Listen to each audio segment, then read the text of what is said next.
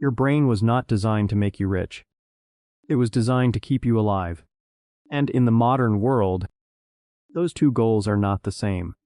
If you're constantly broke, living paycheck to paycheck, feeling like money slips through your hands, it's not random. It's not bad luck. It's not the economy alone. It's neurological. Your brain is running ancient survival software in a modern financial world. And that mismatch is expensive. For most of human history, survival meant immediate action. If food was available, you ate it. If shelter was available, you took it. If pleasure was possible, you chose it. Because tomorrow wasn't guaranteed. The humans who survived were not the best long-term planners. They were the fastest responders. Immediate reward meant survival. Delayed reward was risky, and that wiring still controls you today. Your brain prefers now over later. It prefers certainty over growth. It prefers comfort over progress. Give your brain two options: $200 today or $2,000 in 10 years. Emotionally, it leans toward today. That's not stupidity. That's biology. Now put that same brain inside a world of credit cards, one-click shopping, buy now, pay later, subscription services, the mom's luxury upgrades, social media comparison, endless advertising. Your brain never evolved for this. It evolved for scarcity. Now it lives in abundance, and it doesn't know how to handle it. When you click buy, your brain releases dopamine. Not when the package arrives. Not when you use the product. When you click, anticipation is the reward.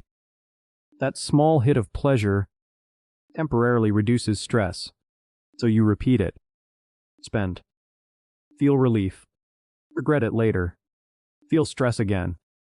Spend again. That is the loop. Most people don't notice it. They just feel bad with money. But this isn't about math. It's about impulse regulation. You don't have a money problem. You have a dopamine management problem. And dopamine doesn't care about your savings account. It cares about short-term emotional relief. That's why after a stressful day, Uber Eats feels justified. That's why after a promotion, a car upgrade feels deserved. That's why after an argument, shopping feels therapeutic.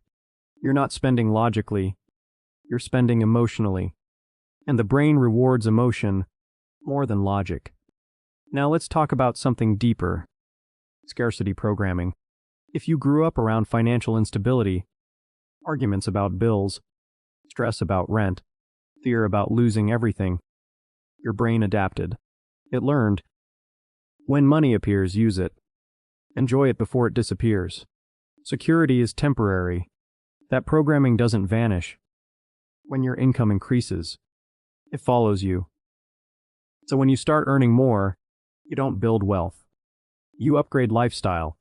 Better apartment, better car, better phone, more dining out, more subscriptions, more visible success.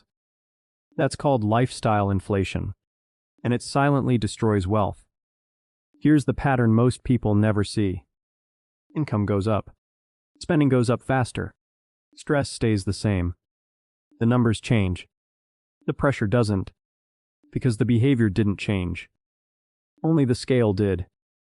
The middle class suffers from this the most. Not because they don't earn, but because they normalize debt. Car payments are normal. Credit card balances are normal. Financing furniture is normal. Monthly payments are normal. Nothing feels extreme. But normal doesn't build wealth. Normal builds dependency. And dependency keeps you working for survival instead of ownership. Let's make this uncomfortable. If you earn a decent income and still have nothing saved, the issue is not intelligence. It's impulse consistency. Wealth is rarely built by genius. It's built by boring repetition. Spending less than you earn. Investing the difference. Doing it again, and again, and again. The boring doesn't trigger dopamine. Spending does. So your brain fights discipline. It calls it deprivation. It calls it restriction. It calls it missing out. But discipline is not punishment. It's neurological override. Your survival brain says, enjoy it now. Your future self says, build it slowly. The loudest voice usually wins. And the loudest voice is emotional. Now here's the powerful part. You cannot delete your survival brain, but you can interrupt it. You don't fight impulse with motivation. You fight impulse with systems. One rule. The 48-hour rule. No unplanned purchase. For 48 hours. Not because you can't afford it. Because you want to observe the impulse. Most emotional spending dies within 24 hours. If you still want it after 48 hours, buy it. But you'll be surprised how often the urge disappears. That's how you weaken the loop. Second rule. Automate distance. If your money sits in the same account as you're spending cash, your brain sees it as available. Move savings to a separate account, preferably one you don't check daily. Out of sight reduces temptation. This isn't weakness. It's design. You design your environment to protect your future self from your emotional self. Third rule. Increase income without increasing lifestyle for at least 1 year. No upgrades. No expansion. No, I deserve this. Let the raise build assets, not appearances. This single habit separates wealth builders from perpetual earners. Understand this clearly. Your brain evolved to survive uncertainty. But wealth requires embracing it. Investing requires patience. Patience feels unsafe to your survival brain because waiting used to mean risk.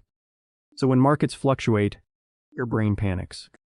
When savings grow slowly, your brain gets bored. When progress feels invisible, your brain seeks stimulation. And stimulation usually costs money. That's why so many people increase income, but never increase net worth.